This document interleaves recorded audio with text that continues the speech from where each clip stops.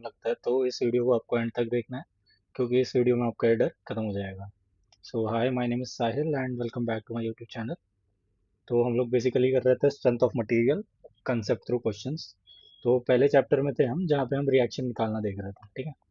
तो ये उसी का एक छोटा सा एप्लीकेशन है। तो दो चीज़ें हैं, दो पार्ट में प्रॉब्लम नहीं है। पहला पार्ट है इसका कि मतलब इसमें स्ट्रेंथ ऑफ मटेरियल वाला वाला एलिमेंट कौन सा है, ठीक है। तो पहले प्रॉब्लम पढ़ लेते हैं। क्या बोल रहा है वो, differential element taken from a curved bar is shown in the figure. मतलब कोई एक कर्व्ड बार रही होगी, ठीक है, कुछ भी हो सकती है। मैं ऐसे ही बना ले रहा हूँ। सपोज इस टाइप से कोई कर्व्ड बार रही होगी,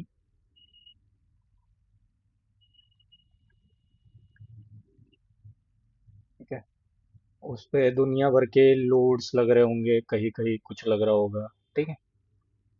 ऐसी कोई बार रही होगी, उस बार का एक छोटा सा पोर्शन हमने ले लिया, ठीक। तो हम स्टार्टिंग से पढ़ते आ रहे हैं, हम अगर कोई सेक्शन काट के देखने लगते हैं तो वहां पर हर एक सेक्शन पे हमें इंटरनल फोर्सेस दिखती है जो एक्सटर्नल लोडिंग की वजह से जनरेट हुई होती है। तो सेम चीज उन्होंने यहाँ कर रखी है। ये जो कर्व्ड पोर्शन है बार का, उसके दोनों सरफेस पे उन्होंने जो भी रिएक्शंस है वो दिखाई हुई है, ठीक है। तो सबको मेंशन किया हुआ है। तो ये वाला तो ये पार्ट हो गया कि यहाँ पे जो आपको फोर्सेस दिख रही है वो एक टाइप से इंटरनल रिएक्शंस है, क्योंकि हमने एक सेक्शन लिया हुआ है कर्व्ड बार का। अब जो ये वी दिख रहा है, ठीक है, ये आपका शेयर फोर्स है क्योंकि ये पैरेलल टू क्रॉस सेक्शन है। क्लियर है। ये जो आपका, सॉरी फॉर वॉइस, हाँ, जो ये एम दिख रहा है, ये आपका क्या है, ये आपका एक टाइप से बेंडिंग मोमेंट है, ठीक है। क्योंकि वो बीम को बेंड करने का ट्राई कर रहा है, ठीक है। मतलब अगर आप उसका ये देखेंगे डायरेक्शन, तो ऐसा बेंडिंग टाइप का इफेक्ट क्रिएट कर रहा है। क्रॉस सेक्शन एरिया ये है, तो वो कुछ इस टाइप से लग रहा है, ठीक है। अगर आप वो एरो को फॉलो करते हैं मोमेंट वाले, ठीक है, तो और डायरेक्शन को फॉलो करते हैं तो इस टाइप से लग रहा है वो मोमेंट, ठीक है। मतलब जो मोमेंट वेक्टर है वो बाहर की तरफ जाता हुआ दिख रहा है, ठीक है। मतलब वो बीम को क्या कर रहा है, बेंड करने की कोशिश कर रहा है। सेम चीज जो टॉर्शन दिखाया गया है उसको, वो कैसा है, उसका सेंस इस टाइप से, वो इस टाइप से जा रहा है एरो, ठीक है। मतलब अगर ऐसे बीम रखी हुई है और मैं उसको यहाँ से देख रहा हूँ, तो क्या बोलेंगे हम उसको, काउंटर क्लॉकवाइज डायरेक्शन, ठीक है। मतलब जैसे क्लॉक घूमती है ऐसे, इसके अपोजिट डायरेक्शन में। तो ये जो क्रॉस सेक्शन है उसको ये ट्विस्ट करने की कोशिश कर रहा है, ठीक है। तो इसलिए ये ट्विस्टिंग मोमेंट हो गया। ये शियर फोर्स हो गया क्योंकि ये parallel to cross section act कर रहा है। ये बेंडिंग मोमेंट हो गया और ये नॉर्मल फोर्स हो गया। क्लियर है। इतना क्लैरिटी है पहले चैप्टर से। अब बाद में डी थीटा दूरी पर, मतलब ठीक है, यहाँ पर अगर हम जीरो मान ले तो डी थीटा एंगल पर जो फोर्सेस है वो कुछ इस टाइप से है, ठीक है। शियर फोर्स मेरी वी प्लस डी वी है, बेंडिंग मोमेंट मेरा एम प्लस डी एम है, नॉर्मल फोर्स मेरी एन प्लस डी एन है, और ट्विस्टिंग मोमेंट मेरा टी प्लस डी टी है। सबका वेक्टर डायरेक्शन दिया हुआ है, ठीक है। इसलिए हमको वेक्टर डायरेक्शन से ही मतलब है। तो यहाँ तक ये बात आगे खत्म हो जाती है। तो उन्होंने फिगर दे रखा है, सारी फोर्सेस दे रखी है, इंटरनल फोर्सेस।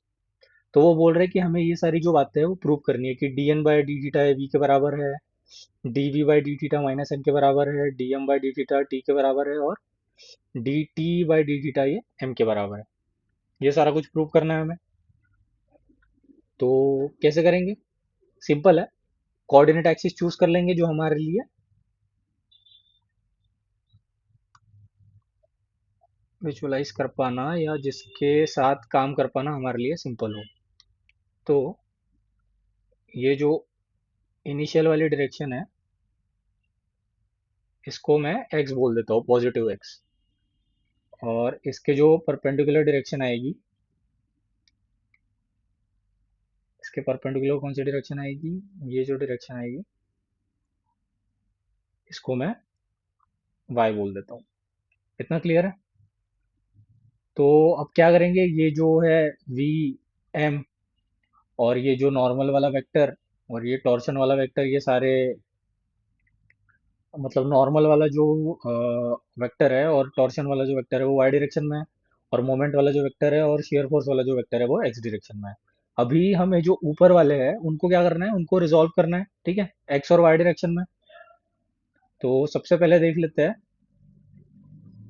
कि एक्स डायरेक्शन में फोर्सेस कौन कौन सी है, ठीक है। सबसे पहले फोर्सेस की बात कर लेते हैं। और हमारा इक्विलिब्रियम, मतलब ये जो एलिमेंट है, हम इक्विलिब्रियम के साथ ही डील कर रहे हैं। मतलब जितने भी हमारी सॉलिड मैकेनिक्स में बॉडीज होती है वो बेसिकली इक्विलिब्रियम में ही होती है। तो जो हमारा इक्विलिब्रियम के इक्वेशंस होते हैं कि net force vector is equal to zero और net moment vector is equal to zero, ये एप्लीकेबल होगा। इसका मतलब क्या है, फोर्स जीरो है और मोमेंट जीरो है, तो उसके एक्स कंपोनेंट, वाई कंपोनेंट और जेड कंपोनेंट सारे जीरो होंगे। सेम इसका फोर्स का एक्स कंपोनेंट, फोर्स का वाई कंपोनेंट, फोर्स का जेड कंपोनेंट, तीनों जीरो होंगे, ठीक है। वेक्टर जीरो होने का मतलब है कि उसके कंपोनेंट भी जीरो है। तो ये वाले इक्वेशंस हम यूज करेंगे। तो उसके लिए क्या करेंगे, पहले यहाँ तो हम प्लेन में ही डील कर रहे हैं, ठीक है। तो एक एक करके हम देखेंगे कि एक्स डायरेक्शन में फोर्स कितना है, वाई डायरेक्शन में फोर्स कितना है, और एक्स डायरेक्शन में मूवमेंट कितना है, और वाई डायरेक्शन में मूवमेंट कितना है। क्लियर है। तो सबसे पहले एक्स डायरेक्शन से शुरुआत करते हैं। तो एक्स डायरेक्शन से शुरुआत करते हैं और इसमें हम देख लेते हैं फोर्सेस पहले, ठीक है। तो सबसे पहले जो v है वो तो आएगा प्लस v, ठीक है, क्योंकि वो पॉजिटिव एक्स डायरेक्शन में है, हमने जो माना है पॉजिटिव वाला। फिर नेक्स्ट जो है आपका, ये तो इसकी बात हो गई। और फिर इधर वाले जो फोर्सेस है, मतलब मैं हाइलाइटर यूज कर लेता हूँ। मतलब ये वाले साइड के जो फोर्सेस है इनको हमें रिजॉल्व करना पड़ेगा। तो इनको रिजॉल्व करेंगे तो क्या आएगा, सपोज ये मेरा एक्स एक्सिस है, ये थीटा डिस्टेंस पर ये सारा जो चीज़ें हो रही है वो है, ठीक है। This is your D theta. अब इस सरफेस के पैरेलल लग रही है फोर्स आपकी, जो कि है v प्लस डी वी।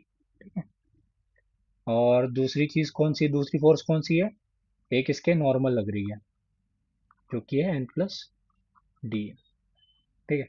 अब इनको रिजॉल्व करना पड़ेगा मेरे को अलॉन्ग एक्स और वाई। ये आपका y है और ये आपका x है।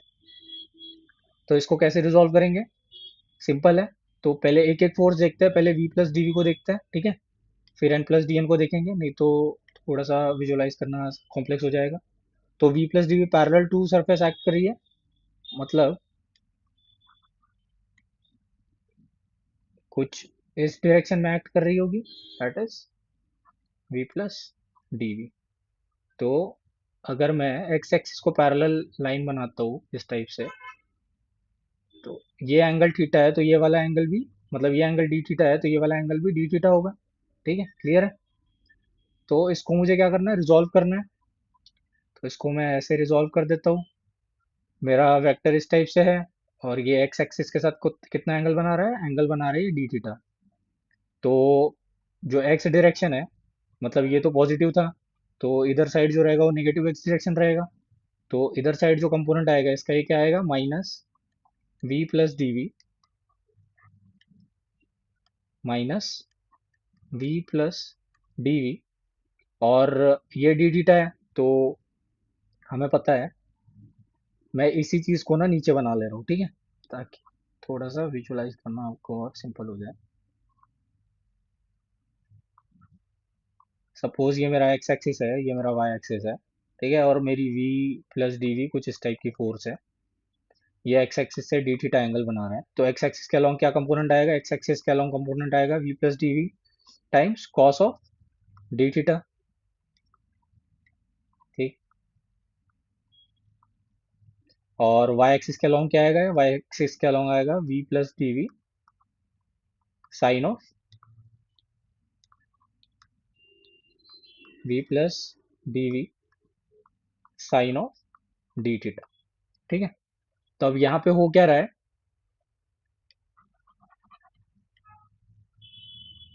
हम्म, यहाँ पे ऐसा हो रहा है कि ये जो एक्स और वाई एक्सिस है, जो हमने चूज किया है उसके अपोजिट है।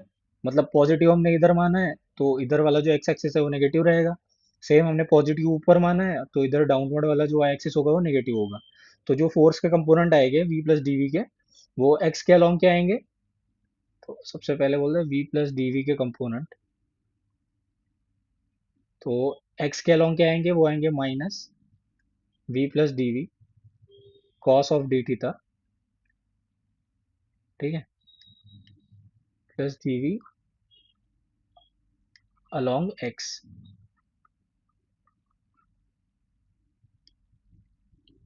F x v plus D v, ये आएगा।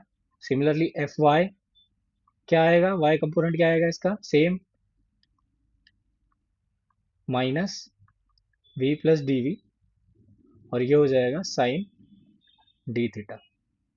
क्लियर है? तो वी प्लस डी वी का तो हमने सेट कर लिया। अब अगली बात आ जाती है हमारी, तो फोर्स में तो दो ही फोर्सेस है हमारे, एक तो है ये नॉर्मल फोर्स और एक है शेयर फोर्स। सिमिलरली इधर है नॉर्मल फोर्स और इधर है शेयर फोर्स। तो यहाँ पे शेयर फोर्स वाला तो हमने कर लिया कांड। अब बचा क्या? बचा हमारा नॉर्मल फोर्स, जो कि इस सरफेस के परपेंडिकुलर आएगा। ठीक है, इस सरफेस के परपेंडिकुलर आएगा, इसके परपेंडिकुलर आएगा, वाई एक्सिस के नहीं। वाई एक्सिस इस वाले एक्स से परपेंडिकुलर है। ठीक है, तो इसका एंगल कैसे निकालेंगे? सिंपल है, यहाँ पे इसको ऐसे प्रोजेक्ट कर देते हैं। सपोज ये डी थीटा है, ये 90 है, तो ये कितना हो जाएगा? ट्रायंगल लॉ के हिसाब से तीनों एंगल का सम कितना होना चाहिए? 180। तो 90 प्लस डी थीटा प्लस, इसको अगर एक्स बोल दूं मैं, तो एक्स जाने दो, इसको अल्फा बोल दूं मैं, तो ये अल्फा इज इक्वल टू 180 होना चाहिए। तो यहाँ से अल्फा की वैल्यू क्या आ जाएगी? अल्फा की वैल्यू आ जाएगी 90 माइनस डी थीटा। ठीक है, तो ये वाला एंगल कितना हो गया? 90 माइनस डी थीटा। क्लियर है? और यहाँ पे जो फोर्स है, ये कौन सी फोर्स की बात कर रहे हैं हम? N plus D n. अब इसी लाइन को अगर मैं एक्सटेंड करता हूँ, ठीक है, तो ये स्ट्रेट लाइन बन रही है। ये एंगल है मेरा 90 माइनस डी थीटा, ये एंगल है 90। तो ये जो रिमेनिंग एंगल है वो कितना आएगा? रिमेनिंग एंगल मेरा आएगा,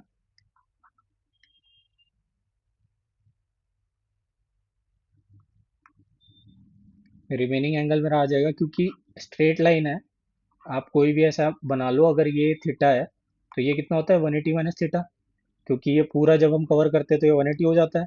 ठीक है, तो उसी लॉजिक के हिसाब से ये वाला एंगल अगर मैं बीटा बोल दूं, तो बीटा की वैल्यू क्या आ जाएगी? ये आ जाएगी 90 माइनस डी थीटा प्लस 90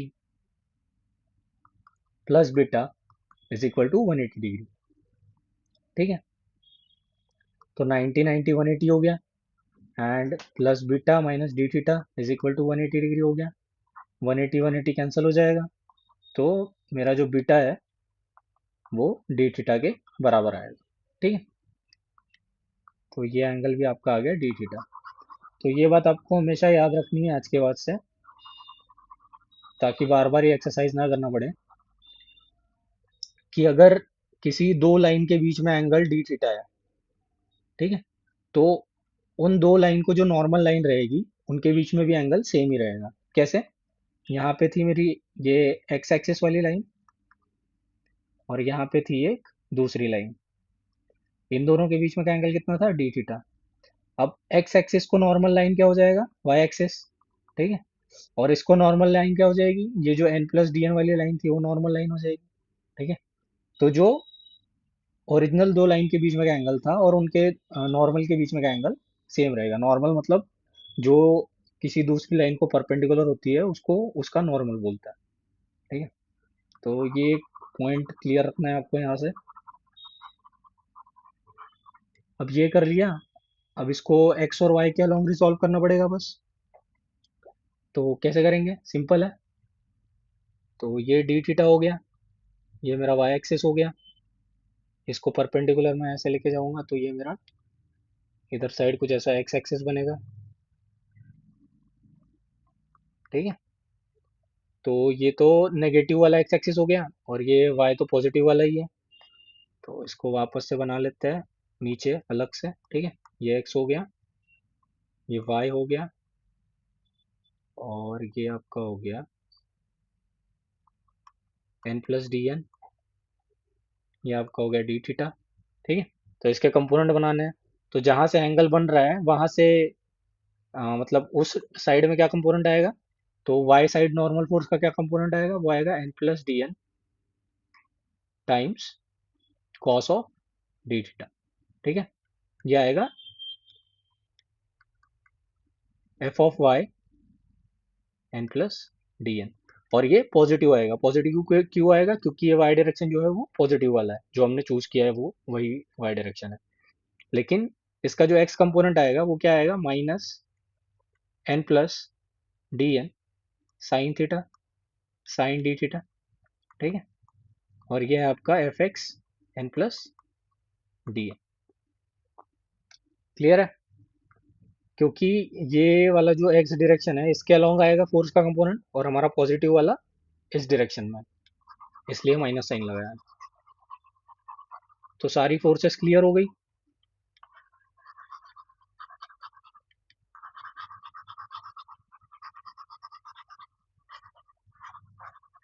एक बार वापस से समराइज कर लेते हैं क्या क्या करा हमने। ये तो करा v प्लस डी वी के लिए। पहले सेक्शन डिफाइन कर लेते हैं, इसको सेक्शन वन बोल देते हैं, या तो इसको सेक्शन सपोज ए बोल देते हैं, इसको सेक्शन बी बोल देते हैं। ठीक है। तो ये तो हो गया सेक्शन वी पर v प्लस डी वी का क्या आएगा, और ये हो गया आपका सेक्शन बी पर एन प्लस डी एन का क्या आएगा। सेम सेक्शन ए की बात कर ले अगर हम, जो कि काफी सिंपल है। सेक्शन ए पर क्या आएगा, आपका v तो x डायरेक्शन में है, तो f x of v is equal to v only. ठीक है। और वो भी पॉजिटिव साइड में, क्योंकि हमने x इधर ही माना है। सेम n का क्या आएगा, n आपका वाई एक्सिस के डायरेक्शन में है, लेकिन अपोजिट डायरेक्शन में है। ठीक है। ये क्लियर है आपको ऐसा कि पॉजिटिव वाई इधर है, लेकिन ये जो n की डायरेक्शन है वो अपोजिट टू चूजन वाई है। मतलब हमने जो पॉजिटिव वाला वाई चुना है उसके अपोजिट है, इसलिए एफ वाई जो आएगा, f y of N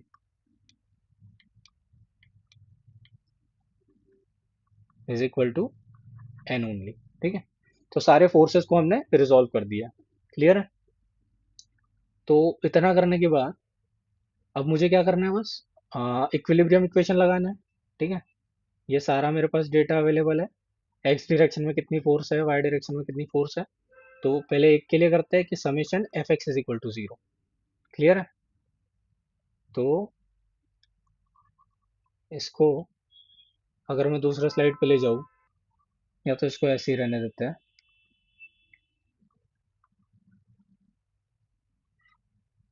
summation f x is equal to अगर मैं जीरो बोल दूँ, ठीक है, कलर चेंज कर देते हैं ताकि ठीक है। तो एक्स डायरेक्शन में कौन कौन सी फोर्स है, सबका हमने जो पॉजिटिव है उसको पॉजिटिव में रखा है, जो नेगेटिव है उसको नेगेटिव में रखा है। तो एक वी है एक्स में, दूसरी कौन सी है, दूसरी ये वाली है, ये वाली in the sense it is v plus D v cos of D theta. तीसरी कौन सी है, तीसरी ये वाली फोर्स है, जो कि है वापस minus n plus D n times sine D theta is equal to zero. ठीक। तो अगर इसको मैं सॉल्व करूँ, पहले सॉरी इसको अलग से करते हैं। तो v plus D v cos D theta की वैल्यू क्या आएगी, देखो सबसे पहले स्मॉल एंगल वाला मैंने आपको बताया था कि अगर एंगल काफी स्मॉल है तो cos of that small angle is nearly equal to 1 and sine of that small angle is nearly equal to that angle itself. ठीक है, सेम tan के केस में भी ऐसे ही होता है। मतलब अगर एंगल स्मॉल है तो cos of that small angle को हम लिख सकते हैं 1 के बराबर, और साइन को और tan को उस एंगल के बराबर। सेम लॉजिक यहाँ पे यूज करेंगे, तो क्या आ जाएगा ये v plus D v times d theta, sorry v plus D v times cos of D theta हो जाएगा 1। ठीक है, तो v plus D v cos D theta की वैल्यू क्या आ जाएगी 1 के बराबर, सॉरी मतलब कॉस डी थीटा की वैल्यू आ जाएगी 1 के बराबर, तो ये हो जाएगा v प्लस डी वी के बराबर। तो हो गया v माइनस v plus D v minus, अब इसको भी देख लेते हैं, ये भी हमने मोटा मोटी डिस्कस कर ही लिया है, N plus D n times sine D theta की वैल्यू क्या आएगी एंगल के बराबर, that is d theta is equal to zero. अब इस टर्म को वापस देख लेते हैं, जो कि हो जाएगा मेरा n plus D n times d theta is equal to zero. ठीक है, अब मल्टीप्लाई कर देता हूँ मैं, तो ये एक हो जाएगा एन डी थीटा और दूसरा क्या हो जाएगा plus D n d theta is equal to zero. पहले तो डी एन खुद स्मॉल है और डी थीटा तो ऑलरेडी स्मॉल है, तो दो स्मॉल नंबर को मल्टीप्लाई करोगे तो वो क्वांटिटी बहुत ज़्यादा ही स्मॉल आएगी, इसलिए हम इसको ड्रॉप कर देंगे। तो सीधे सीधे हम इसको लिखेंगे कि इसकी जो वैल्यू आएगी वो सिर्फ एन डी थीटा के बराबर आएगी। क्लियर है, तो ये वाला लॉजिक यहाँ पे यूज़ करेंगे। So it is v minus sign apply कर देते हैं, minus v minus d v minus n d theta is equal to zero. तो यहाँ से क्या हो जाएगा आपका plus v, sorry plus v और माइनस वी कैंसिल हो गया। ठीक है, तो ये वाला टर्म तो हट गया। अब बचा ये माइनस डी वी और माइनस एन डी थीटा, तो इसको रीअरेंज कर लेंगे तो क्या आ जाएगा आपका minus d v is equal to n times d theta, और डी थीटा को इधर लेके आ जाएंगे तो d v by d theta is equal to minus n. Clear है, तो d v by D theta is equal to minus n हमने प्रूव कर दिया। I hope this is clear. हमने क्या करा, एक्स डायरेक्शन में फोर्सेस जीरो कर दी। सेम चीज करेंगे वाई के लिए।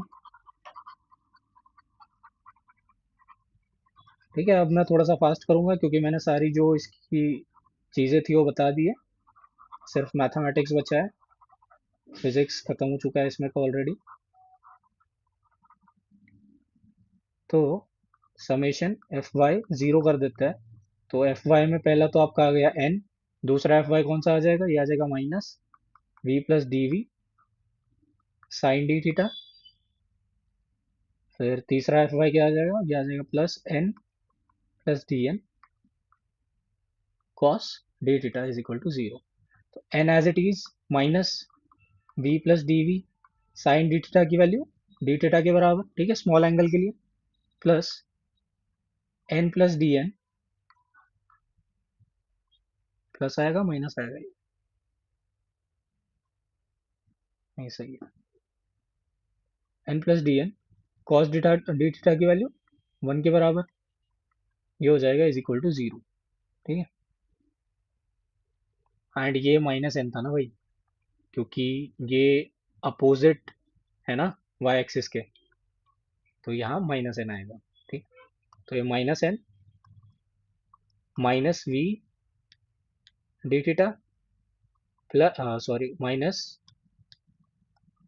D v d theta plus N plus D n is equal to zero. ठीक है, cos D theta small angle के लिए 1, sine D theta small angle के लिए angle itself, plus n minus n cancel हो गया। ठीक है, डी वी डी थीटा मतलब डी वी भी स्मॉल है डी थीटा भी स्मॉल है, तो इसको हम ऑलरेडी ड्रॉप कर देंगे क्योंकि ये काफ़ी स्मॉल है। तो ये हो जाएगा minus v d theta is equal to d n के बराबर। ठीक है, तो sorry plus v d theta plus D n is equal to zero के बराबर। ठीक है, तो इसको लिख दूंगा मैं अगर रीअरेंज करके, तो ये क्या आ जाएगा, ये आ जाएगा मेरा d N by D theta is equal to we. ठीक है, और ये भी हमें प्रूव करना होगा कहीं ना कहीं। ठीक है, तो ये आ गया d N by D theta is equal to v. इसी तरीके से आप मोमेंट के लिए भी मोमेंट के सारे कंपोनेंट को एक्स और वाई के लॉन्ग रिजॉल्व करके इस टाइप से सॉल्व कर सकते हो। ठीक है, तो वो मैं काफ़ी जल्दी जल्दी कर देता हूँ, नहीं तो वीडियो का लेंथ बहुत ज़्यादा बढ़ जाएगा। तो आई होप फोर्सेस से आपको आइडिया लग रहा होगा, लग चुका होगा। एंड मोमेंट भी सेम ही है, वेक्टर ही है, उनका डायरेक्शन भी गिवन है आपके पास, बस उनको रिजॉल्व करना है। ठीक है, सबसे पहले सेक्शन ए पे देखते हैं, देन सेक्शन बी पे देखते हैं। सेम जैसे फोर्स के लिए किया था वैसे मोमेंट के लिए करेंगे। तो आपको जो जो पूछा गया है वो सारा निकल के आ जाएगा।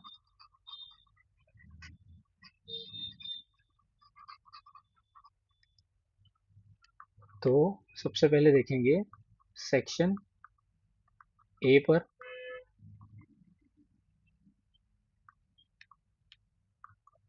एम अलोंग एक्स, तो ये तो पॉजिटिव साइड है। ठीक है, ये वाले की बात कर रहा हूँ मैं, तो ये आएगा प्लस एम ही आएगा। सेम मोमेंट अलोंग वाई, तो ये अपोजिट टू वाई है, जो हमने वाई माना है उसके अपोजिट है, तो ये माइनस टी आएगा। ठीक है, सेक्शन बी पे आ जाते हैं। सेक्शन बी पर सेम जैसे फोर्स के लिए आया था कि हाँ, जैसे नॉर्मल फोर्स है वैसे ही ये वाला टॉर्शनल मोमेंट है सेम तरीके से। तो जैसे फोर्स रिजॉल्व हुई थी वैसे मोमेंट भी रिजॉल्व होगा। यहाँ पे आएगा वाई एक्सेस, यहाँ पे आएगा वाई एक्सेस, इधर आ जाएगा आपका एक्स एक्सेस। ठीक है, ये एंगल आपका हो जाएगा डी थीटा। तो T plus D T along x क्या हो जाएगा, T plus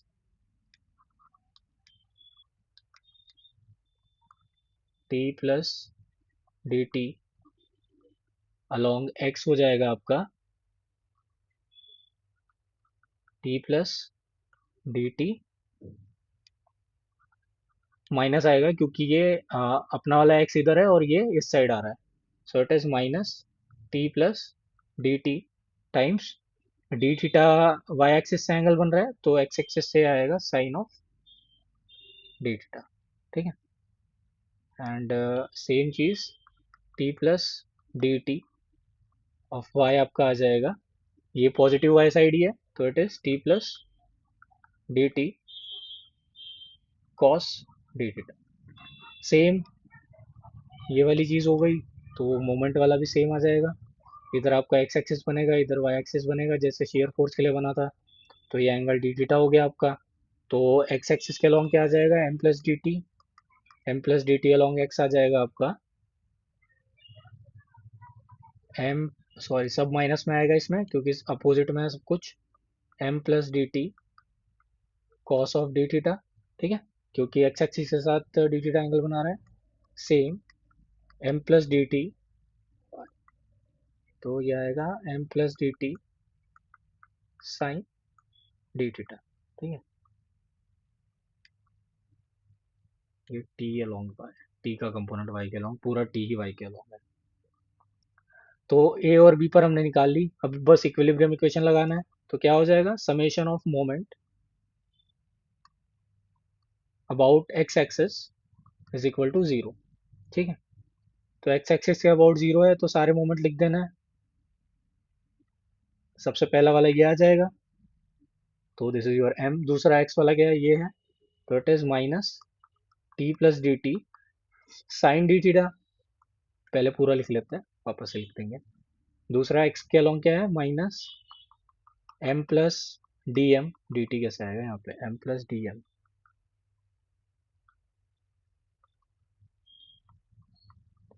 M plus D M. X के अलॉन्ग क्या था, cos of D theta is equal to zero. अब एम तो एज इट इज आ गया, minus T plus D T small angle के लिए sine D theta is equal to D theta, minus M plus D M as it is cos D theta small angle के लिए one. अब सबके bracket खोल लेंगे तो ये हो जाएगा M minus T D theta minus D T D theta minus M minus D M is equal to zero. Plus M और minus M cancel, D T और डी थीटा दोनों स्मॉल है तो इनका प्रोडक्ट और स्मॉल होगा, तो ये हटा देंगे हम। क्या बचा मेरे पास? सिर्फ minus T D theta minus D M is equal to zero. तो इससे क्या निकल के आता है? इससे निकल के आता है D M by D theta is equal to minus T. ठीक है, जो कि हमें प्रूव करना था यहाँ पर, तीसरा वाला। सेम चीज अगर आप moment about Y axis zero ले लोगे, ठीक है, तो आपके पास चौथा वाला रिजल्ट भी निकल के आ जाएगा, जो कि निकाल ही लेता है।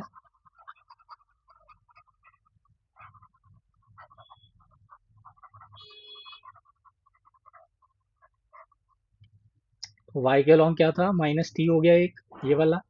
दूसरा वाई वाला ये है, तीसरा वाई वाला कंपोनेंट ये है। तो एक माइनस टी हो गया, दूसरा हो गया plus T plus D T cos D theta, तीसरा क्या हो गया? Minus M plus D M और sine D theta is equal to zero. तो ये minus T plus T cos D theta small angle के लिए वन ओनली, तो ये टी प्लस डी टी आएगा बस। ठीक है, minus M plus D M करेंगे sine D theta small angle के लिए, D theta is equal to zero, plus T minus T cancel हो गया, टी टी बचेगा बस, minus M D theta minus D M D theta is equal to zero. और इन दोनों का प्रोडक्ट नेग्लिजिबल होगा, तो ये हट जाएगा। तो क्या बचा आपके पास? बस आपके पास बचा D T minus M D theta is equal to zero. तो यहाँ से आ जाएगा D T by D theta is equal to M. Clear है? तो D T by D theta आ गया एम के बराबर। तो I hope this is clear, सारे प्रूफ्स क्लियर है आपको। करना क्या था इसमें? एक कर्व बीम दी हुई थी, उसका कोई एक सेक्शन पकड़ा, हमें कोई फर्क नहीं पड़ता उस पर क्या एक्सटर्नल लोडिंग लग रही थी, कुछ ना कुछ लग रही होगी। तो जो भी एक्सटर्नल लोडिंग लग रही थी उसके वजह से उसके सेक्शन पर इंटरनल फोर्सेस जनरेट हो रही थी। ठीक है, तो हमने दो सेक्शन कंसिडर किए, मतलब छोटा सा एक टुकड़ा कंसिडर किया डी थीटा, मतलब जो एंगल बना रहा था। तो अगर ये डिस्टेंस आर बोल देता हूँ तो ये आर डी थीटा लेंथ हो जाएगी इस एलिमेंट की। ठीक है, तो आर डी थीटा लेंथ का हमने एक सेगमेंट कंसिडर किया, उसके एक फेस पर कुछ इंटरनल फोर्सेस थी जो हमने, मतलब थी या हमें पता थी नहीं थी वो ठीक है, और एक डी थीटा दूरी पर गए उससे, तो कुछ इनफाइनेटिसिमल अमाउंट से इंटरनल फोर्सेस बढ़ गई। ठीक है, तो हमें बस पता करना था कि एंगल चेंज होने की वजह से वो जो फोर्सेस है, मोमेंट है, शियर फोर्स है, जो भी है, उसमें क्या चेंजेस आ रहा है इस कर्व बीम में। तो वो एक पर्पस था, एक जनरल सारे रिलेशनशिप निकल के आ गए। तो अगर आपको नॉर्मल फोर्स पता है, ठीक है, किसी भी कर्व सेक्शन पर एक्ट करते हुए एक नॉर्मल फोर्स अगर आपको पता है, इसका एग्जांपल मैं बता देता हूँ ये यूज कहाँ होगा। तो कौन सा वाला यूज कर ले हम? पहला वाला रिलेशन अगर यूज करते हैं, D N by D theta is equal to we. ठीक है, सपोज मान लीजिए आपने पूरा एनालिसिस कर लिया और आपको पता चलता है कि जो नॉर्मल फोर्स है वो इस बीम में कुछ इस टाइप से वैरी कर रही है। एन आपका वैरी कर रही है as a function of theta, जो कि है suppose F not cos two theta, इस टाइप से कुछ आपकी फोर्स लग रही है as a function of theta. ठीक, तो आपको नॉर्मल फोर्स पता है किसी भी एंगल पे, इस रिलेशनशिप के हिसाब से। तो अगर आपने इस इनफाइनेटिसिमल एलिमेंट के हेल्प से ये वाले रिलेशनशिप निकाल लिए, तो एक बार अगर आपको नॉर्मल फोर्स पता है तो आपको शियर फोर्स अलग से निकालनी नहीं पड़ेगी। कैसे? आप सीधा वी एट थीटा कैसे निकाल सकते हैं? इस एन को अगर आप डिफरेंशिएट कर दे with respect to theta, that is D by D theta, N को अगर आप डिफरेंशिएट कर दे F not cos two theta, जो कि हो जाएगा मेरा F naught as it is cos two theta का डेरिवेटिव क्या होगा? Sine two theta minus sine two theta, और टू थीटा का डेरिवेटिव हो जाएगा टू। तो ये आपका हो जाएगा minus two F naught sine two theta. ठीक है, तो बिना कुछ करे हुए आपको शियर फोर्स पता चल जाएगी अगर आपको नॉर्मल फोर्स पता है। ठीक है, मतलब ऐसा कोई सिनेरियो सोचिए जिसमें शियर फोर्स निकालना बहुत डिफिकल्ट है लेकिन नॉर्मल फोर्स इजीली निकाल सकते हो। तो नॉर्मल फोर्स आपने निकाल ली, तो ये अगर रिलेशनशिप्स आपके पास है तो आप इसके हेल्प से शेयर फोर्स निकाल सकते हो। सेम ऐसा सोच सकते हैं कि अगर शेयर फोर्स इजीली निकल सकती है, नॉर्मल फोर्स निकालना डिफिकल्ट है, तो ये वाला रिलेशनशिप यूज कर सकते हैं। सेम केस हो जाएगा ट्विस्टिंग मोमेंट और बेंडिंग मोमेंट के लिए। तो आई होप क्लियर है कि ये सब इतना सब करने का क्या फ़ायदा है, ये आपको क्लैरिटी हो गई होगी। और इस टाइप की अगर प्रॉब्लम आते हैं तो डरना नहीं है। सबसे पहले आपको कोऑर्डिनेट एक्सेस ढंग से चूज़ करना है, ठीक है। कोऑर्डिनेट एक्सेस चूज़ करने के बाद जैसे नॉर्मली वेक्टर को रिजॉल्व करते हैं, जैसे 10वीं 12वीं से रिजॉल्व करते आ रहे हैं, कुछ चेंज नहीं हुआ है, आज भी वैसे ही रिजॉल्व करते हैं। तो वही आपको करना है, वेक्टर के कंपोनेंट को रिजॉल्व कर देना है।